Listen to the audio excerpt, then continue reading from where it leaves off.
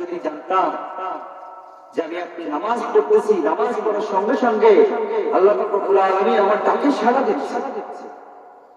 আমি যখন বলতেছি আলহামদুলিল্লাহ রাব্বিল আলামিন, আলহামদুলিল্লাহ রাব্বিল আলামিন বলার সঙ্গে সঙ্গে আল্লাহ পাক রব্বুল আলামিন বলে, ও ফেরেশতারা দেখো আমার বান্দা আমার গুণকীর্তন করতেছে, আমার প্রশংসা করতেছে। আল্লাহ পাক রব্বুল আলামিন বলেন, যখন তোর বান্দা বলে আলহামদুলিল্লাহ রাব্বিল আলামিন, তখন আল্লাহ পাক রব্বুল আলামিন ওই আসমান থেকে বলে হামিদানি আব্দি, আমার বান্দা আমার প্রশংসা করতেছে।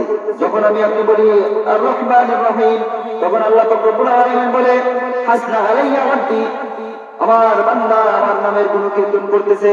যখন বলি মালিক ইয়াউমিদ্দিন, মালিক ইয়াউমিদ্দিন যখন বলি, তখন আল্লাহ বলে মাজ্জাদানি আব্দি, আমার বান্দা আমার বড়ত্বের গুণগান করতেছে, আমার বড়ত্বের স্লোগান দিতেছিল।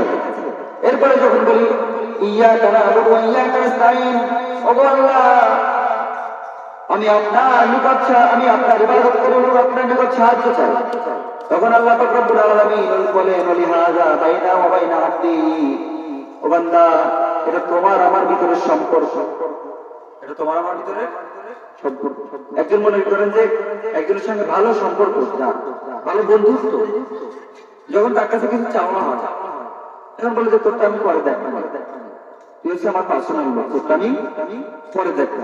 এই জন্য বলতেছি যখনই আমি বলি, আমি আপনি যখনই বলি ইয়াকা না'বুদু ওয়া ইয়াকা নাস্তাঈন, তখন আল্লাহ বলে ওয়ালিহাযা বাইনা ওয়া বাইনা আব্দি, ও বান্দা তুমি যেটা চাচ্ছ এটা তোমার আমার ভিতরে সম্পর্ক, কাল কিয়ামতের ময়দানে দেখা হবে। আল্লাহু আকবার। এরপরে যখন আমি আপনি বলি ইহদিনাস সিরাতাল মুস্তাকিম সিরাতাল লাযীনা আন'আমতা আলাইহিম গায়রিল মাগদুবি আলাইহিম ওয়ালাদ-দাল্লিন।